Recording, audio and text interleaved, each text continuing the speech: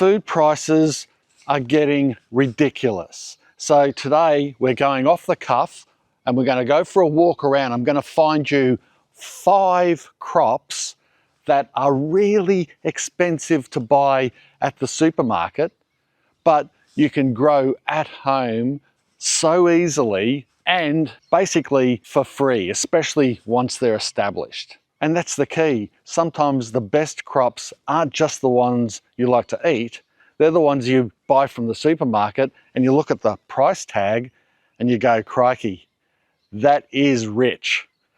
I'm growing that at home. Let's get into it. Number 1 is ginger.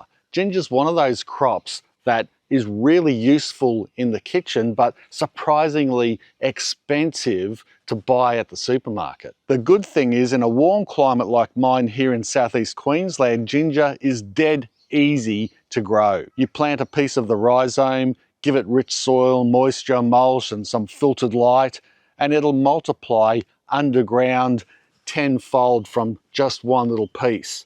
I dug this up earlier. I'm growing ginger here on top of this raised garden bed that was infested with nutgrass, and so I've decided to cover it, but that's another video and another story. The bottom line is I just wanted to grow something at least on the bed if I can't grow in it, so I stuck these grow bags here on top and threw a bit of ginger in there. Didn't think much of it, didn't really care for it, and now I've got a whole heap of it to use where and whenever I want. And the best part is you don't have to harvest the whole lot at once. You can dig around the edge, take a piece when you need it, like I've done here, and let the rest keep growing. And that's my type of crop.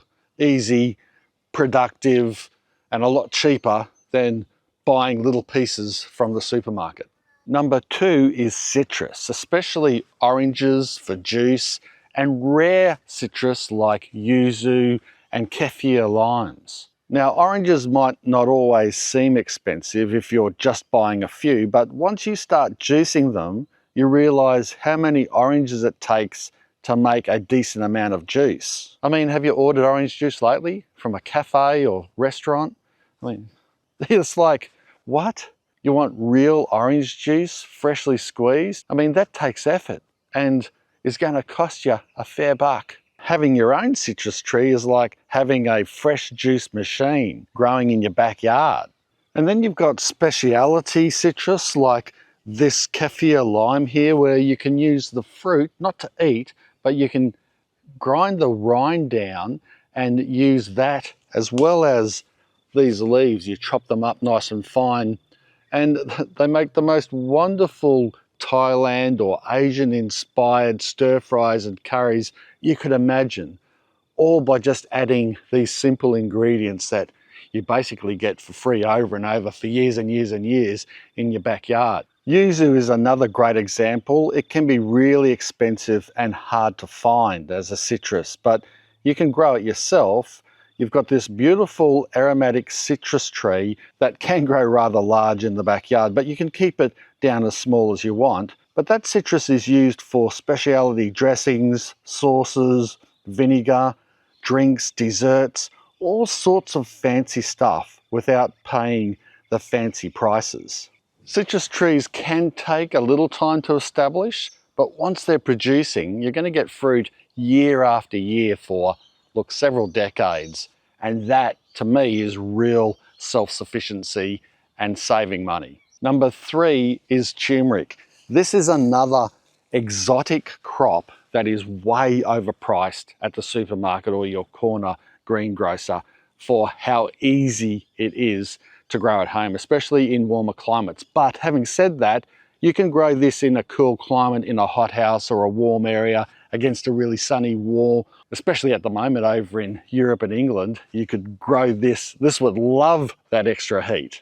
It grows a bit like ginger. You plant the rhizomes, the tops grow during the warm season, and then when the plant dies back, you dig up that golden powder underneath. Well, it's not actually a golden powder just yet, But just like it is to grow, it's very easy to process. Dry it out, throw it in a herb or spice grinder, and then you've got your turmeric powder. It's an absolute sin to buy those turmeric supplements from the pharmacy because you can grow it so easily and process it and make it so easily, or just include it in your diet so easily by having some of the powder in a curry, putting it in your food, even creating some beautiful turmeric pickles out of it.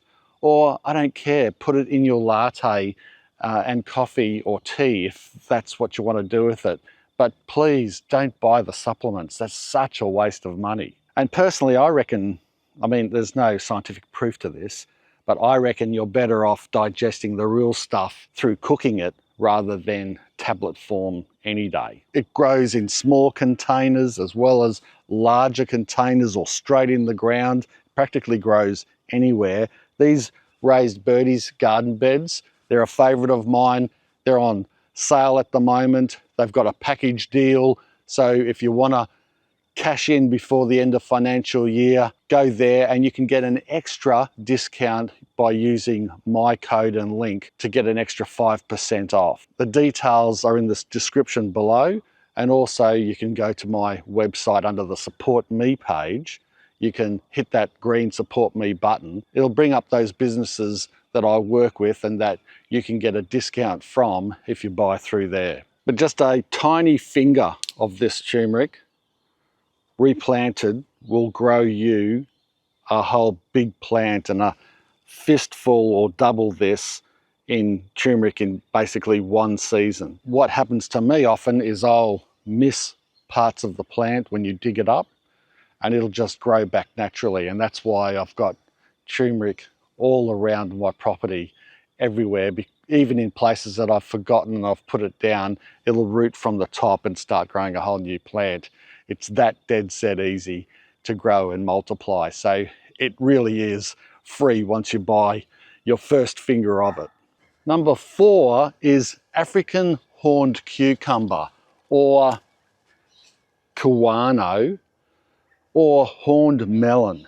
Now, this does look like an alien from outer space, and it is hell spiky, but hear me out. This one is a ripper because although it looks like something that fell out of a spaceship, it's spiky, weird, bright orange when ripe, but they're actually quite easy to grow in warm weather. They climb and sprawl, they produce well, and once you've got seed, you can keep growing them year after year. In fact, they often, when they're really ripe, get eaten or half eaten anyway, and the seed spreads around the property, and then they just come up. So it's a matter of transplanting that seedling if it's not in the right spot that you want, or just leave it grow if it's in a good spot, and let it establish, and maybe stick up a bit of a trellis around it or let it sprawl. Whatever you want, it'll stay happy. It'll even grow up the nearest tree, like this mulberry tree here.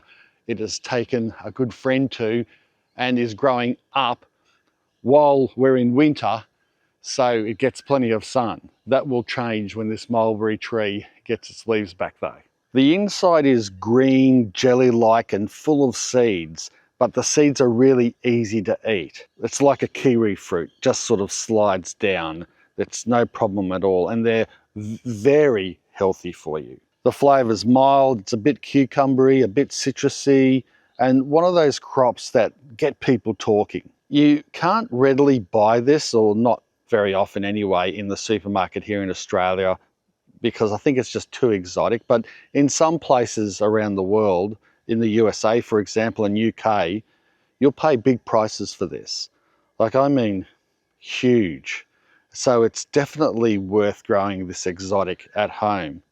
Personally, I think it's one of the most underrated sort of vegetable fruits there is, because although it's weird, I really like the taste of it, and so does the rest of the family. They think nothing when I bring out a dip made with this, or a salsa or something like that. It's just really nice to them. They don't turn their nose up at all. They don't batter an eyelid, which is very surprising. So I'll commend this crop to you to give it a go. You can pretty much buy seeds anywhere in the world, and I would give it a go wherever you are in the world, even in a cooler climate. And it's these types of unusual crops that I love to try, and it's occasionally you find one like this that you want to continually grow again and again because they are so good, even though they are pretty rare, and you're just not going to find this next to the apples in the fruit and veg aisle in your supermarket. Number 5 is passion fruit. So why am I standing underneath this pomelo tree? Well, it's for 2 reasons. One, I wanted to show off and show you this magnificent, beautiful pomelo. I love eating these, so does the whole family. And it's fitting because we were talking about citrus.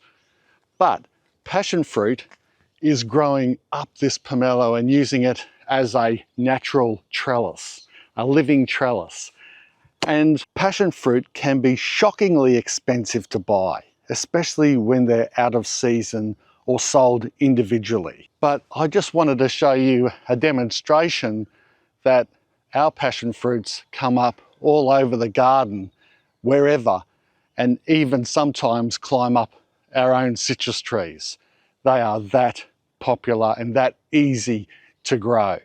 So please don't buy and pay big prices at the supermarket for them. Passion fruit is perfect for fences, trellises, arches, ugly corners that you want to cover up. Give it some sun, decent soil, something to climb on, and a bit of water, and it can turn into a monster in a good way. Here the vine has started somewhere on the ground about 3 or 4 meters away, and it's meandered its line all the way to this tree, and it's climbed up a good 3 or 4 meters, and I can see some fruit forming. I'd say this would be the yellow banana, not banana shape, but the yellow banana type passion fruit. What do they call it? The golden, yellow golden or something like that. I'll put it up on the screen. It's a very easy passion fruit to grow, and they taste fantastic. Growing up a tree or in part shade, you're not going to get as much fruit off it. You'll still get enough fruit, but if you grow it in a really good spot, like a dedicated trellis and a shade-free spot, gets plenty of sun, well, that's where it's going to shine. And if you've got, yes, a shaded area and you want to grow some type of fruit, passion fruit is your fruit because it does love part shade. It just won't fruit as much. But in a sunny spot, you'll get bucket loads of fruit off your passion fruit, well, you should, unless something's gone horribly wrong.